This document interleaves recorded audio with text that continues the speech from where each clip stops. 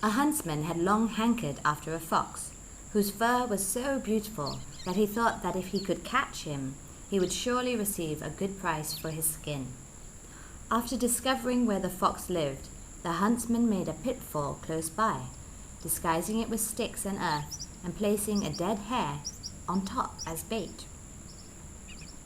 When the fox came out to look for food, he was attracted by the scent of the hare, but noticed that the hare was dead.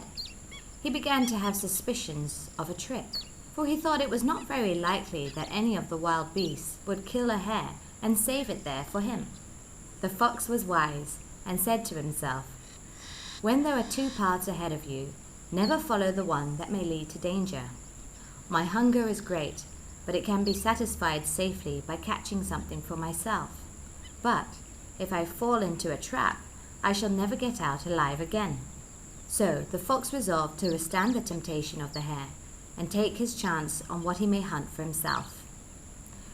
Shortly afterwards, a tiger came by, lured by the scent of the bait. Upon seeing the hare, the tiger pounced upon its prey and tumbled into the pit.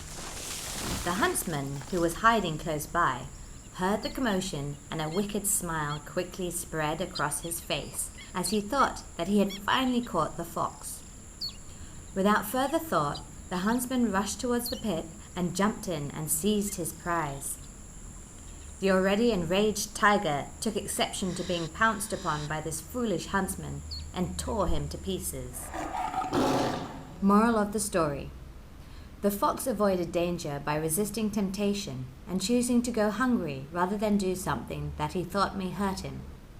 The huntsman got killed because he was so greedy of gain that he never stopped to look who was in the pit before he jumped in.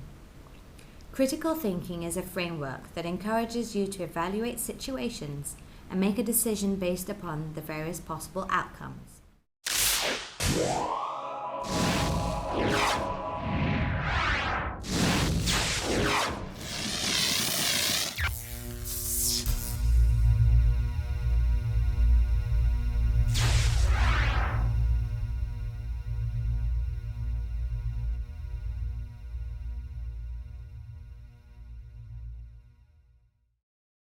Welcome back. In this episode, we continue looking at several reasoning flaws that are commonly seen in the world around us. The first one is the division reasoning flaw. Consider this logic. Cassidy is a Persian cat. Cats are mammals. Therefore, all Persian cats are mammals. This is the stuff that logic is built from. And it's completely correct and true. If Cassidy is a Persian cat and cats are mammals, therefore it goes to say that all cats, or at least all Persian cats, are mammals. Similarly, look at the logic in this argument.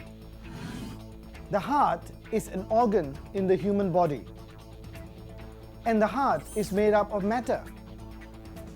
Therefore, all organs in the human body are made up of matter. Again, this is logic, and the argument is both correct and true. Because what is true for the whole is also true for the constituent parts that make up the whole. This is formal logic, as the mathematicians or the computer engineers call it. However, what is true for the whole is not necessarily true for each constituent part all the time. It is not always the case. Let's have a look at some examples where this is not true. Take this argument, for example. Animals have roamed the earth longer than humans. My cat, Rusty, is an animal, naturally. So Rusty has roamed the earth longer than humans. Obviously, the argument doesn't make sense. It's a silly argument. But the logic that is used in this argument is the same logic that was used in the earlier two examples, where the logic was absolutely true. Now, in this case, the logic is not true, because what is true for the whole is not necessarily true for each and every part. Let's look at another analogy. 4 is an even number. And we could say that 4 is made up of the numbers 3 and 1. So are both the parts, the constituent parts of 4, which are 1 and 3, are they both even numbers also? Obviously they are not. The analogy is to demonstrate that what's true for the whole is not necessarily true for each individual component or constituent. But how does this work in real life? Because we do make similar thinking flaws in real life.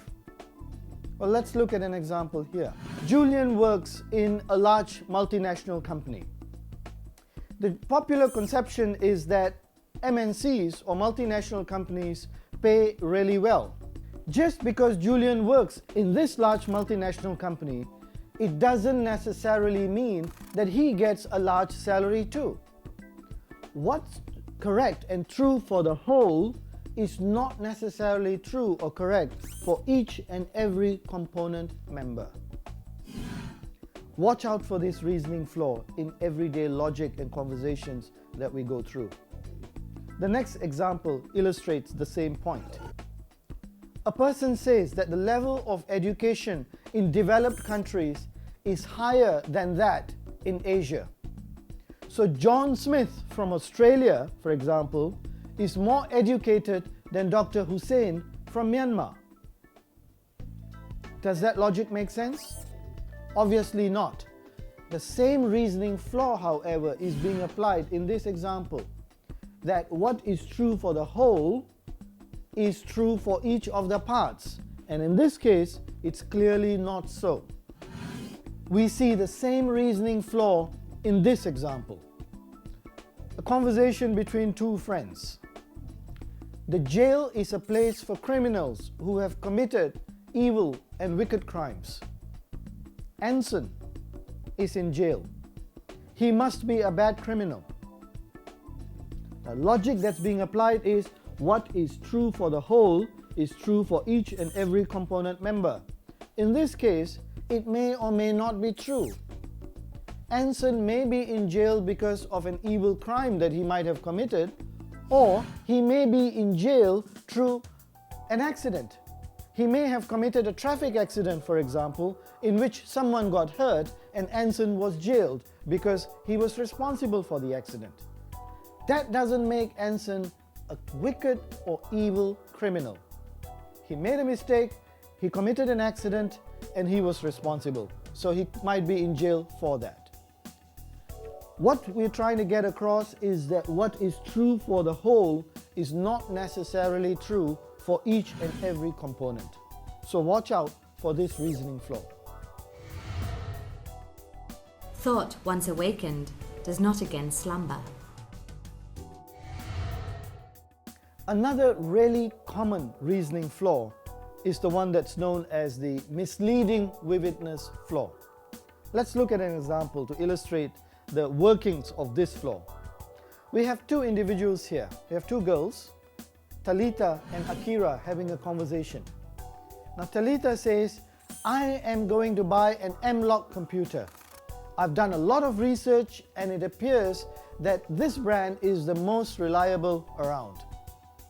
And Akira responds by saying, don't ever do that. I bought one and it caught fire. Smoke poured out of it and ruined my table. I lost all my work and spent days doing it all over again. And Akira is very vivid about the incident. Talita then responds and says, wow, that sounds really serious. After the experience that you've had, I'm definitely not going to buy that brand. What we see here is the misleading vividness flaw, where an isolated but dramatic incident is taken to outweigh a significant amount of statistical data. A lot of the data may show that there's absolutely no problem with this brand, but one incident is enough for someone to lose faith in that brand. because the description of the event is so dramatic and vivid that it leaves a lasting impression on the mind. This flaw becomes very real for us because it deals with emotions rather than logic. And emotions work on the mind by leaving a long-lasting impression. Let's look at another example. We have two girls here deciding to go on a holiday.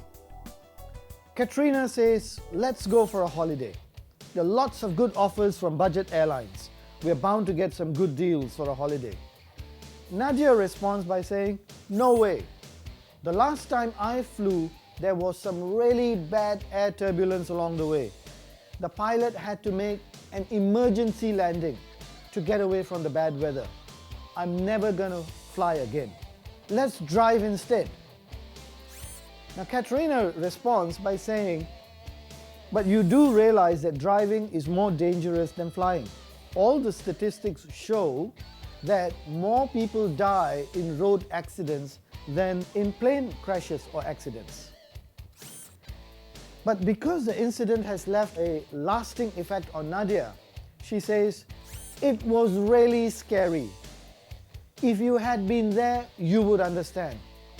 Don't ever fly again if you want to live long. The aeroplane is a death trap."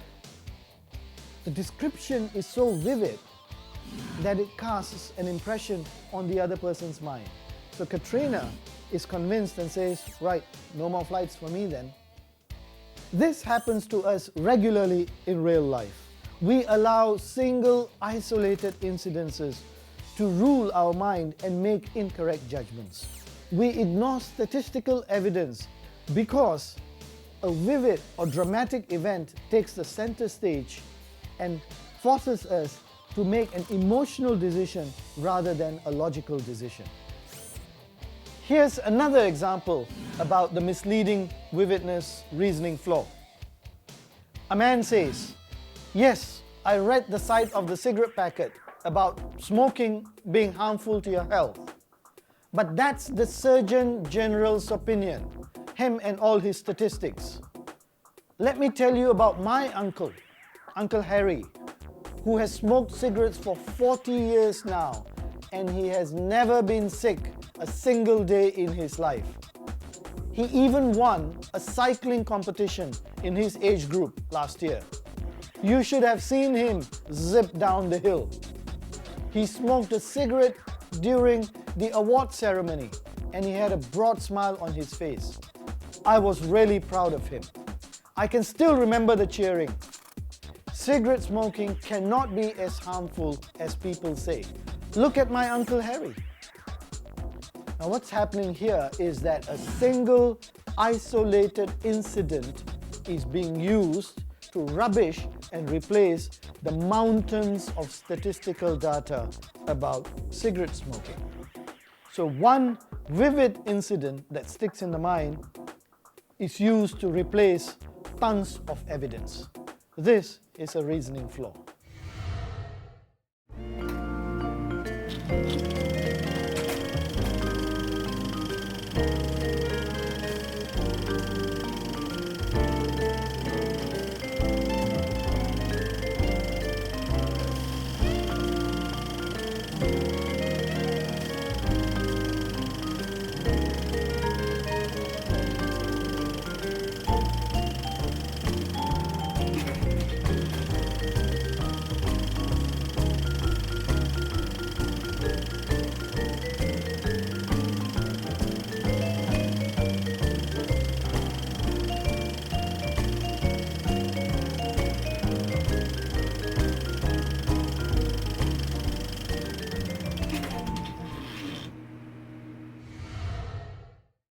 The next reasoning flaw is the invalid probability flaw.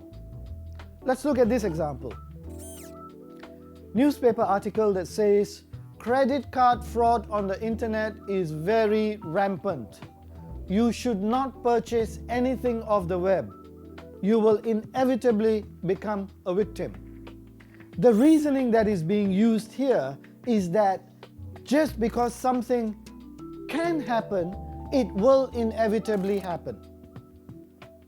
If something is possible, then it is likely.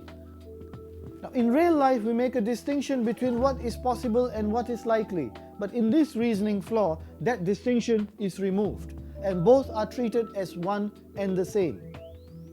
This flaw is often used to exploit paranoia, to instill fear in people.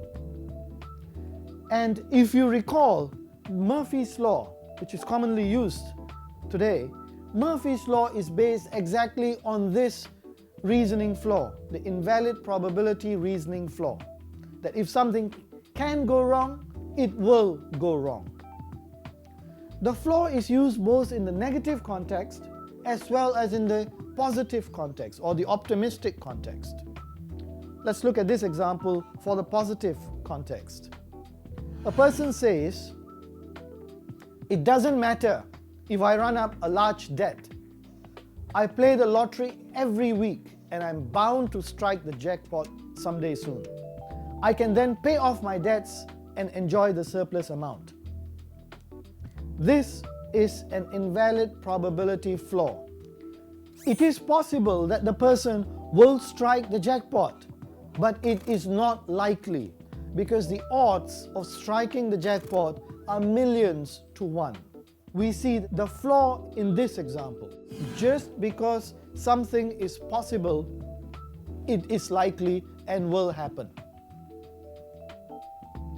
Same situation with the next example. Two friends having a conversation. One person says to the other, "Go ahead and buy the new car. You will surely get a promotion soon, as you have been with the company for 2 years. Why wait?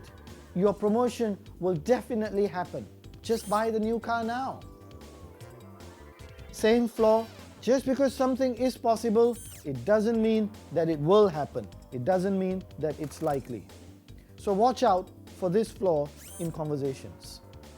The next reasoning flaw is the novelty flaw. This example illustrates how the flaw works. This is the latest fashion, so it is so much better than the earlier products. The reasoning that is being used here is that just because something is new, it is better than the earlier products. This is not always the case. This is not necessarily true. There have to be valid reasons before one can conclude that a new product or a new article is better than an earlier one. The reasons for such an argument are missing in the earlier example. The example says just because the product is new, it is better. This is a reasoning flaw, and we see it in various other situations, like this example here. Advertisement.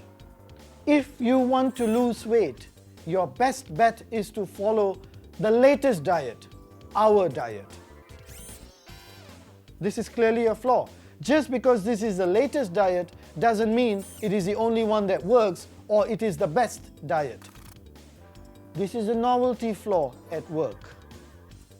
Another example. Upgrade your software to the latest version. You will improve your productivity. That may be true, but it may not be true. It's not necessarily true. Just by upgrading the software to the latest version does not guarantee that your productivity will increase. There are a lot of other factors at play. Just because something is new is not a valid reason to say it is the best. Watch out for this flaw. A great memory does not make a mind, any more than a dictionary is a piece of literature. Another common reasoning flaw is the naturalistic reasoning flaw, often used to illustrate that natural substances are better than man-made substances. Let's look at this example. This medication is made from 100% natural substances, so it's very good for you. Absolutely no chemicals, no additives, no preservatives, nothing artificial. Everything in this medication is 100% natural. So it goes to reason that this medication is good for you. It can do no harm. This is a reasoning flaw. Just because something is natural, it doesn't necessarily mean that it is good or that it is right. Now conversely, just because something else is man-made, it doesn't necessarily mean that it's bad or it's wrong. There is a flaw in the reasoning because not every natural substance is good for you or right for you. For example, tobacco is a natural substance. So would we say that cigarettes which are made from tobacco are good for you? Obviously not. Not all natural substances are right or are good for you. Similarly, we have cannabis, we have marijuana, also known as ganja, a drug, completely natural. Would you say that this drug is good for you? Clearly not. The flaw occurs when someone thinks that just because a product or a substance is natural, it's good for you. This is not necessarily true in each and every case. So watch out for this reasoning flaw. Decision making plays a key role in our daily lives. Every single day, we are called upon to make decisions. Some of the decisions are big ones that may have serious implications, while other decisions are relatively smaller ones with simpler consequences. Deciding where to go for lunch or dinner or which movie to watch is not a very serious decision. But making a decision about your career, about your house, about relationships, about your life are serious decisions. How do we make decisions? We make decisions by looking at the evidence or the data that we have in front of us. As we have seen previously, information or evidence or data is seldom complete, is seldom clear, is seldom unquestionable, and therefore is seldom conclusive. In the light of information that's not conclusive, decision making plays a key role. It becomes an important part of what we do. Reasoning allows us to make informed decisions, better decisions than we would otherwise. The problem with reasoning is that there are so many flaws, there are so many errors, there are so many fallacies that we have to watch out for. Because if these flaws creep into our reasoning, when we make the decisions may not be the correct ones or may not be the best ones for us. Hence, in this series, we have focused on a number of reasoning flaws that you need to be aware of, that you need to watch out for, so that when you make decisions, you are making decisions in a better manner, in a more structured manner. And hopefully, you will make better decisions.